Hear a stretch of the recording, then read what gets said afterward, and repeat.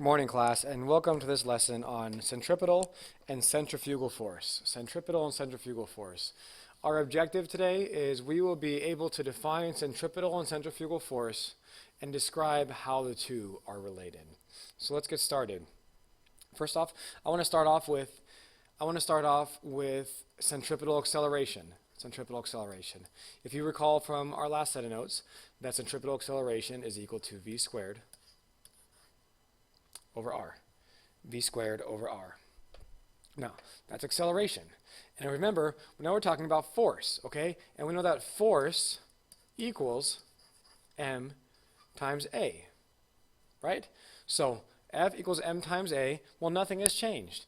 A right here equals v squared over r. So centripetal force is simply equal to m v squared over r.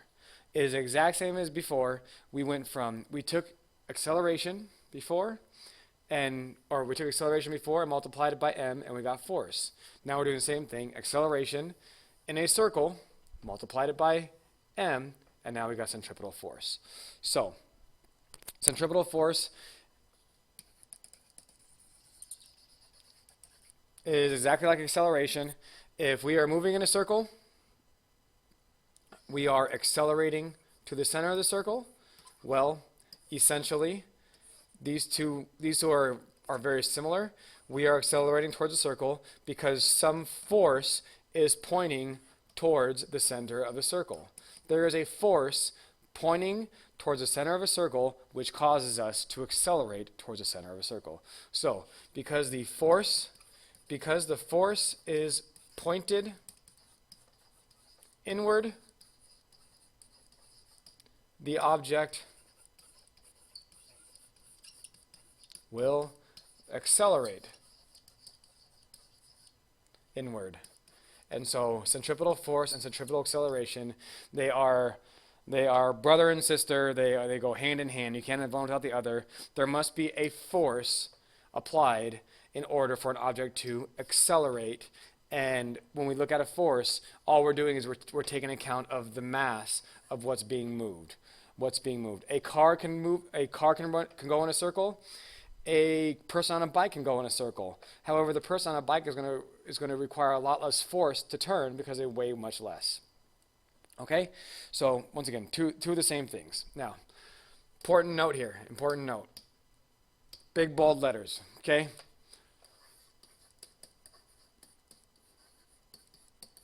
Centripetal force is not a new force. Centripetal force is not a new force. Remember from before we have our four main forces. There are others, but we're going to focus on our four main. We have tension, we have normal force, we have friction, and we have gravity, right? Four main forces. Centripetal force is not a new force. Okay? Centripetal force is just a force pointed toward the center of a circle. Okay? Just to give you an example of this, let's go back to our example from before. We have a person who has a string attached to an object, and they are going in a circle like that. This string provides a tension force, and because it is pointed inward, this object moves in a circle. So there is a tension force. Because it is pointed inward, the object will move in a circle. The centripetal force is not a new force. It is our old forces pointed inward. Okay, one more example of this. We have Earth,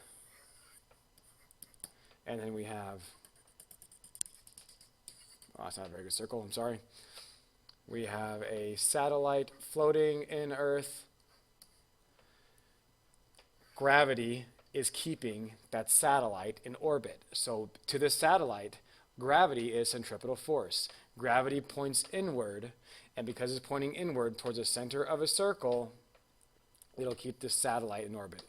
Gravity is the centripetal force. It is a center-seeking force. So those are just two examples of how we are not creating any new forces. We still have tension. We still have gravity. Nothing new. They are now just pointed inward towards the center of a circle. Okay? And I also wanted to prove very quickly that F equals mv squared over r. We did this before, but I want to do it again. M is measured in kilograms. V, meters per second. R is measured in meters. So we have kilograms, meters squared, seconds squared over meters. Cancel, cancel. We are left with kilograms, meters per second squared, which is also known as the Newton. Newton is a measure of force. The units match up with the equation. So just want to prove that to you real quick. Now, so that's centripetal force. Centripetal force. And let's look at centrifugal force. Centrifugal. Sounds very similar to centripetal. Centrifugal means a center fleeing force.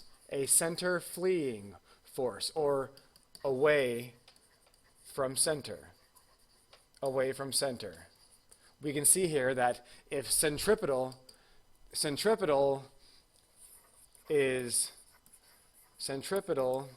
the I, is center seeking, centrifugal is center fleeing. These are opposites.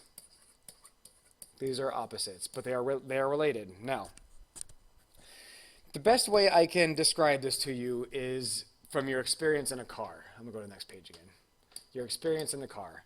Now I'm going to draw a picture of a car here from the back seat. Okay? So here's the driver's side, here's the passenger side, here is the roof, and here is your parent or whoever's in charge of you, and you sitting in the front seat, okay? You sitting in the front seat, and so you're in the front of a car, okay? Now, imagine this for a second. Imagine that's an awful picture. Oops, whatever. So we are sitting in the back seat of this car looking towards the dashboard, okay? Back seat looking towards the dashboard. I'm also going to do a top-down view. So this is going to be a top-down view. This is going to be a from the back seat view. Top-down, our parent is driving and they make a sharp left turn. They make a sharp left turn. We can see that this sharp left turn is part of a circle. So when the driver turns, there is a centripetal force. The car is going to accelerate in a circle. So let's pretend right now you're not wearing no seatbelt. You are not wearing any seatbelt. Okay? No seatbelt. You're going kind of fast. Mom or dad makes a very strong left-hand turn. You are sitting right here. And the question is, what happens? Well, it's going to feel like you get thrown up against the right-hand door, right? You get pushed out this way. Your body leans out to the right. You hit the door, and then it carries you around. So the question we have to ask ourselves is, are we getting thrown, put that in quotations, to the right? Are we getting thrown to the right? And the answer is no. When you make a sharp left-hand turn, nothing is throwing you to the right-hand side of that car. The reality is you have inertia, the car has inertia. And at this point right here, you are going forward. With the car, the friction, which is a real force between the tires and the road, caused the car to accelerate inward. The friction between the tires and the road caused the car to accelerate inward. because you are not attached to the car, because you are not wearing a seatbelt, because you are not attached to the car, you keep on moving forward. You keep on moving forward. And so if we just take a little glimpse right here of where the car is going to be a second later, notice if you kept moving along this path, let me get a different color. If you kept moving along this path, the car moved, you didn't, you collided right with the car door as it turned. Because the car moved, you didn't. So, it feels like you got thrown into the right. It looks like you got pushed out to the right, but the reality is the car accelerated inward and you didn't. So, nothing pushed you out to the right. Your inertia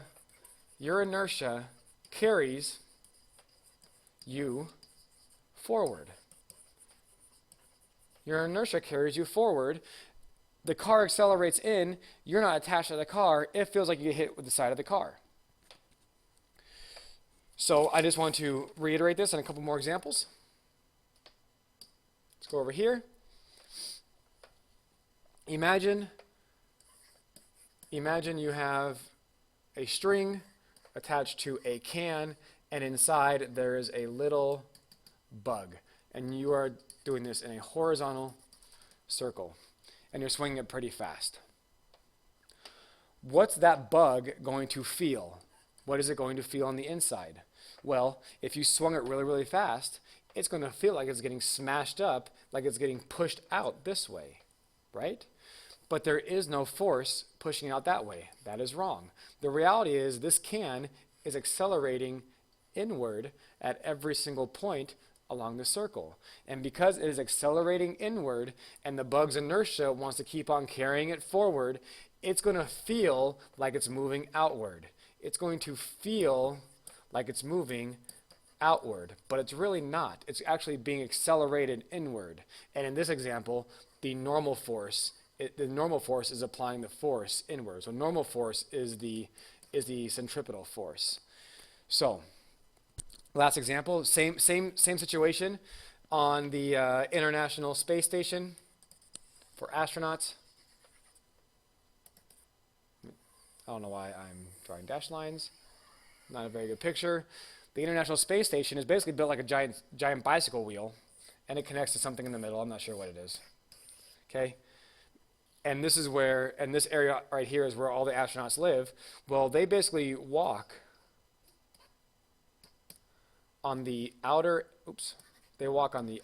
edge of this wheel to simulate. This wheel simulates gravity, because this wheel is spinning. Therefore, all of them are accelerating inward. They are accelerating inward. There is a force pushing them inward, and that force is the normal force. The normal force of their feet on the floor is pushing them inward, and because they're being pushed inward, same thing as the car, it feels like they have gravity going outward, as if this was gravity going down. It's not. Don't write that down. Don't copy that. Don't think that. But that's how it works. They're being accelerated inward, but gravity's pulling them outward. That's centrifugal force. So centrifugal force, last note, centrifugal centrifugal is what we call a imaginary force, an imaginary force, or a pseudo force.